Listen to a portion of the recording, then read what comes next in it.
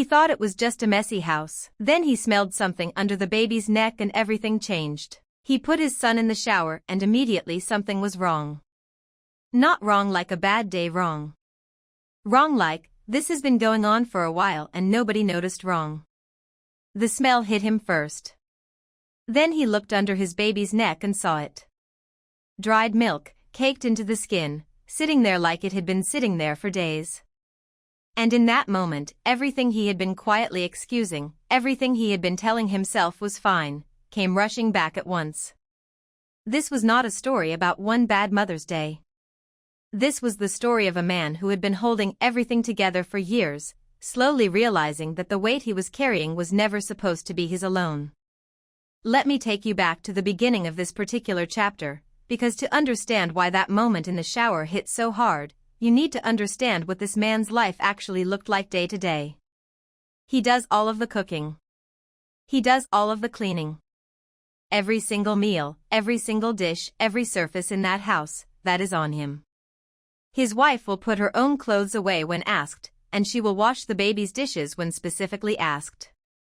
And that is where her contribution ends. He has known this for years. He has never felt comfortable ending things over it. He has just kept going, kept cooking, kept cleaning, kept showing up, because that is what he does. Think about what that actually looks like over months and years. Waking up every morning already calculating what needs to be done. Running through the mental list before his feet even hit the floor. Groceries, bottles, laundry, dinner. And knowing, without even having to remind himself, that if he does not do it, it simply will not get done. That is not a partnership. That is a man raising a household on his own while someone else lives inside it. Now add a baby into that picture. A baby who drinks too fast from his bottle and spills milk that needs to be wiped off. That is something he learned early and always handled. Every bottle, every sippy cup, he wipes the baby's face, wipes the baby's neck, keeps the skin clean and dry. It is such a small thing. It takes maybe 10 seconds. But those 10 seconds matter, because without them, milk sits against soft baby skin and causes exactly what he found in that shower. And the fact that his wife had apparently never once thought to do it, not once in however long she had been home with that child, told him something he did not want to know. Because it was not about the milk. It was about attention. It was about noticing. A baby cannot tell you his neck is raw and uncomfortable. He cannot point to where it hurts and explain it in words. He can only fuss, or go quiet, or simply endure it. And for a parent to miss it day after day, you have to be somewhere else in your head almost entirely. That realization is what made the smell in that shower so much more than just a hygiene issue.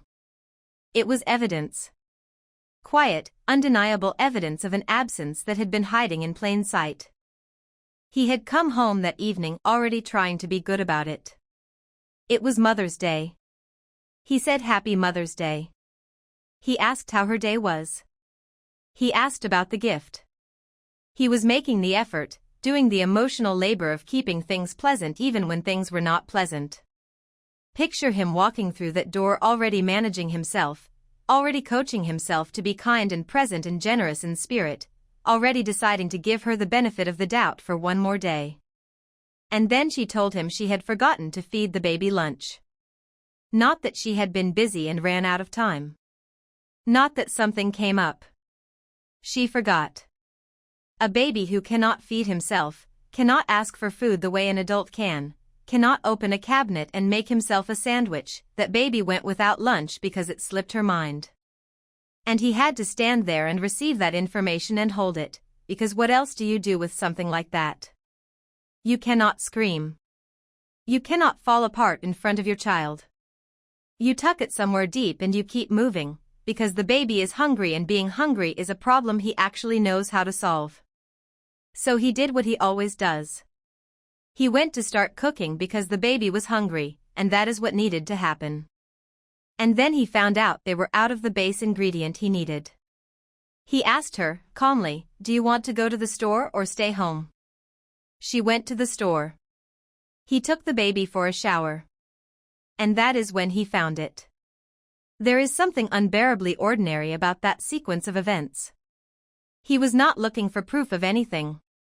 He was just giving his kid a bath after a long day, going through the motions of the evening routine he had probably completed hundreds of times before. And then there it was. Under the fold of his baby's neck, the skin irritated and raw, the dried milk sitting in the crease like a secret that had been kept too long. He stood there in that bathroom with his son in his arms and felt something shift inside him that was not going to shift back. Here is the thing that really gets me. He was not even going to say anything. It was Mother's Day. He was going to swallow it, keep cooking, get through the evening. He told her the baby had upset him while she was at the store, which was technically a version of the truth. He was going to let it go for one more night. And if you have ever been in a relationship where you are always the one managing your own reactions to protect someone else, you know exactly how that decision feels. It is not cowardice. It is exhaustion. It is the quiet calculation of someone who has learned that bringing things up rarely makes them better, so why ruin the night, why start the argument, why spend another evening watching her cry and feeling like the villain for stating facts? But she pushed. She noticed he was quiet and she asked what was wrong, and when she decided he was mad at the baby, she came at him with that. Why are you so pissed off at the baby? And now he has a choice. Does he invent some story about his child upsetting him to protect her feelings on Mother's Day? Or does he tell the truth? And that is the moment right there. That small, exhausted moment where a man who had been performing patience for years finally just stopped performing. He told the truth. She cried. She said she would do better. And here is where his response was the most honest and the most painful thing in this entire story. He told her they had been here before. He reminded her that this exact conversation, with this exact promise, had happened before. Multiple times. And she cried harder. Because she knew he was right. And because something in his voice this time was different. He was not forgiving and moving on. He was not resetting the counter. He was keeping the tally, and she could hear it. There is a particular kind of silence that follows that kind of statement. Not angry silence. Not cold silence. Just the silence of someone who is finally, after years of hoping otherwise, starting to face something they can no longer explain away. She heard it. And it scared her. Because when the person who has always found a way to keep going starts sounding like someone who is running out of road, you realize how much you have been counting on their endurance without ever thinking about what it cost them. This is the part that a lot of people in comfortable relationships never have to reckon with. There is a massive difference between someone who loves you and someone who respects you. Love can exist without respect. Love can coexist with being taken for granted, with being treated like a household service rather than a partner, with being the person who holds everything up while the other person just exists inside the structure you built. He said it himself. He knows she loves him. What he is questioning is whether she respects him at all. And that question, once it takes root, does not let go. Because you can reason with love. You can point to love as a reason to keep trying. But a lack of respect is something different. A lack of respect means someone is looking at you and not fully seeing you, not as a person with limits and needs and a breaking point, but as a resource. Reliable, renewable, and easy to forget to thank. And that question did not appear overnight. He said it had been growing for 3 or 4 years and that he had only really started to see it clearly in the last 6 months. That is the painful part about patterns like this. They build so slowly that you do not notice them until one day something small, like smelling dried milk under your baby's neck, makes the whole picture suddenly visible. It is like one of those images that hides a second picture inside it. You stare and see only the surface, and then something shifts in your focus and you cannot unsee what was always there. He had that moment in that bathroom, holding his son, and everything he had been half noticing for years suddenly snapped into one unbearable clarity. Now here is the layer that made everything even more complicated. The original situation that triggered the post, the reason any of this became public, was because he had made a decision that his son would not be going to his mother-in-law's house anymore. That was the line he drew. And he found out on this same night that his wife had not even told her mother yet. So now he is in a waiting room he did not ask to be in, knowing the storm is coming, not knowing when, anxiety building every day. Every time his phone buzzes, every time a family gathering comes up in conversation, every time his wife mentions her mother at all, there is that low hum of dread sitting underneath everything. He made his decision. He said what he meant.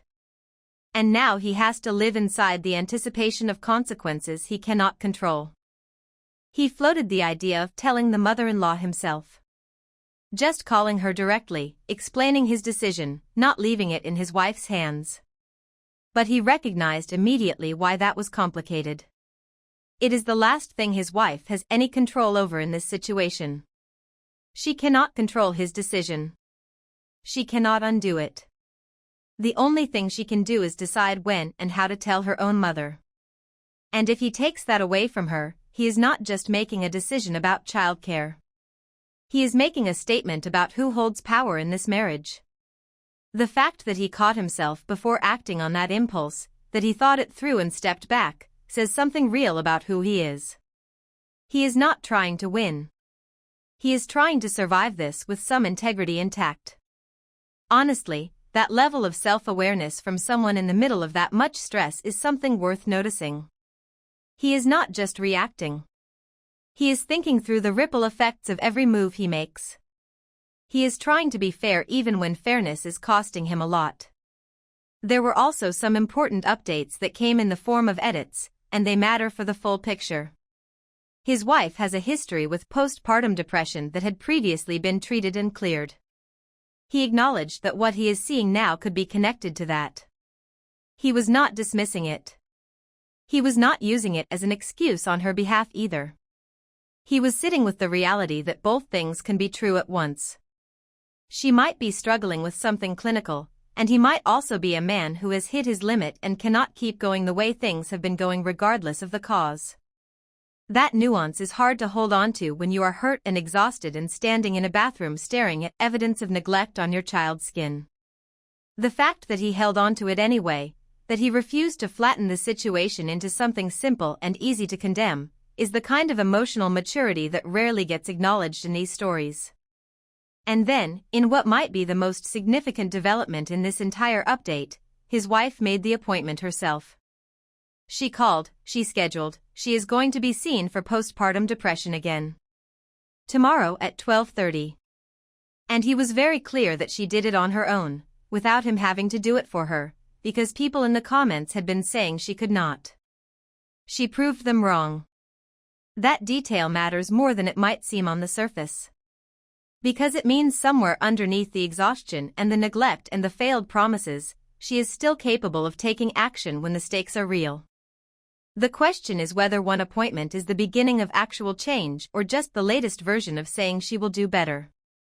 For almost 20 years she has been using my email. Today I finally have the power to make her pay for it. Someone out there is driving to a car dealership in Arizona, completely confident that their service appointment is locked in, totally unaware that a stranger in another state is sitting at his computer with a link that goes directly to the scheduler, no password required, and a 20-year grudge quietly simmering in the background. This one is a little different from the usual Reddit drama. Nobody is hurt. No relationships are on the line.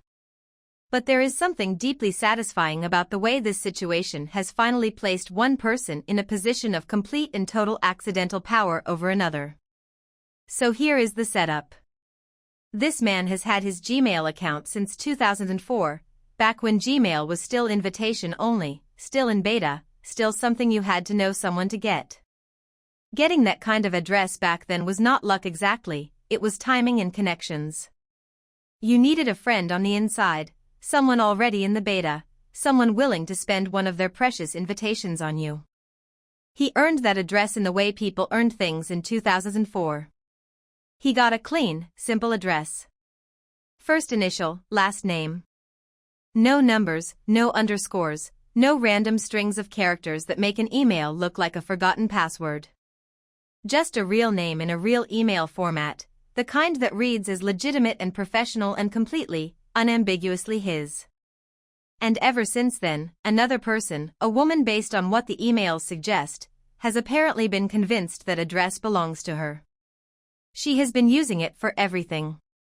Newsletter signups, service bookings, retail accounts, loyalty programs, online orders.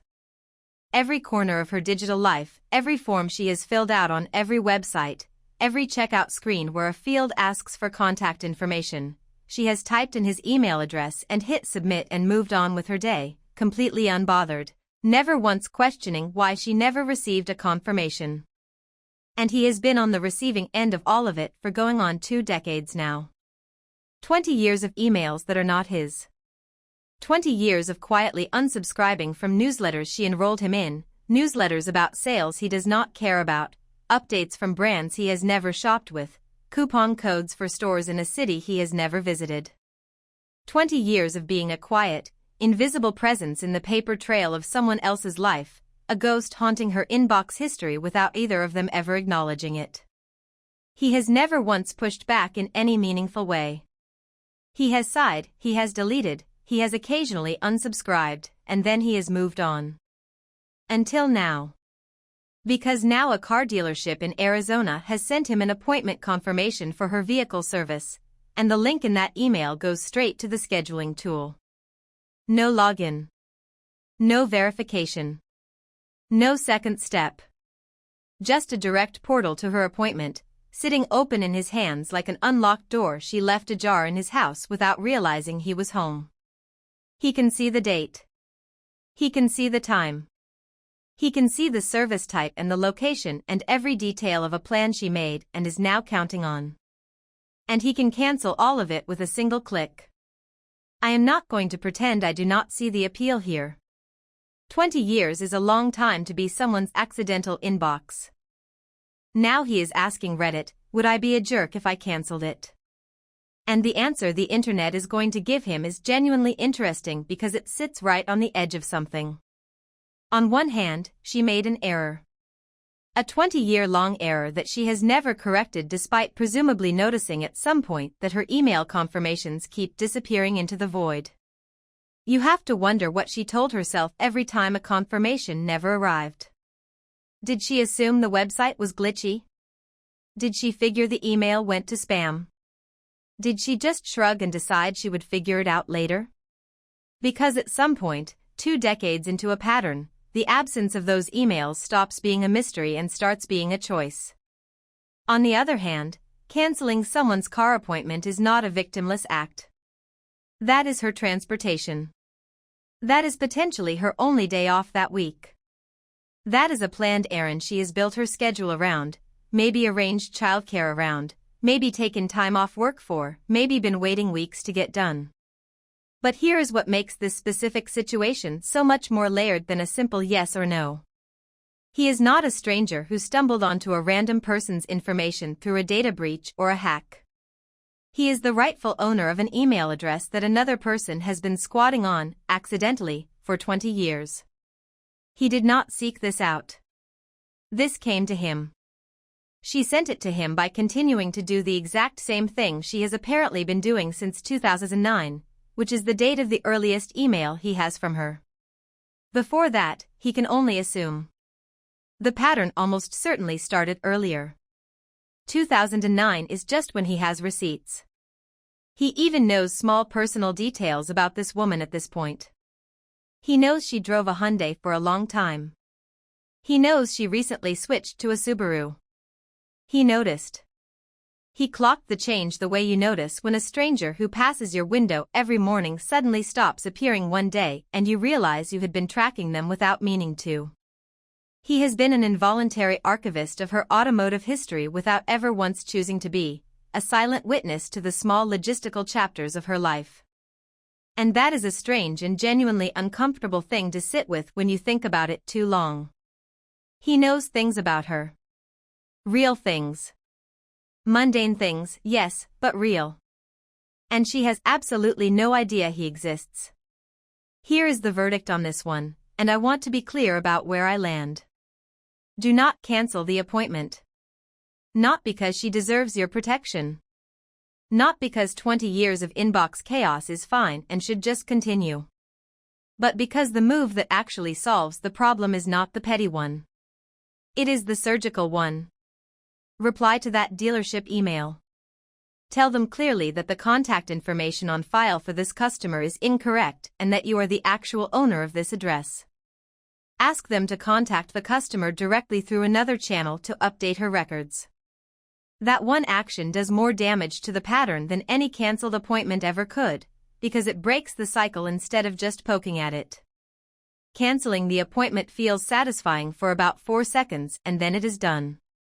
But getting her information corrected in one more system means one fewer email coming to you, and if you do that every single time, consistently, you are actually solving your problem. She is inconvenienced, sure, but more importantly she is finally forced to confront the fact that her contact information is wrong in yet another place.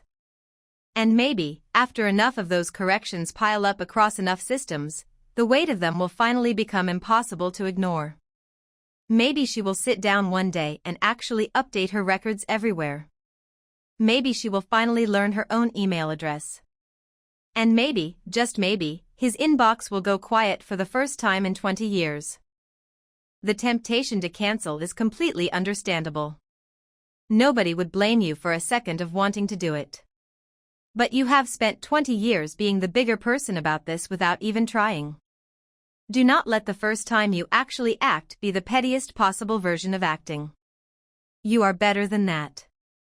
Probably. At least according to the part of you that asked Reddit before doing it. Drop a comment below and tell me which story hit harder for you, the dad holding his family together with bare hands, or the man 20 years deep in someone else's inbox. If either one had you feeling something, a like and a subscribe would genuinely mean a lot.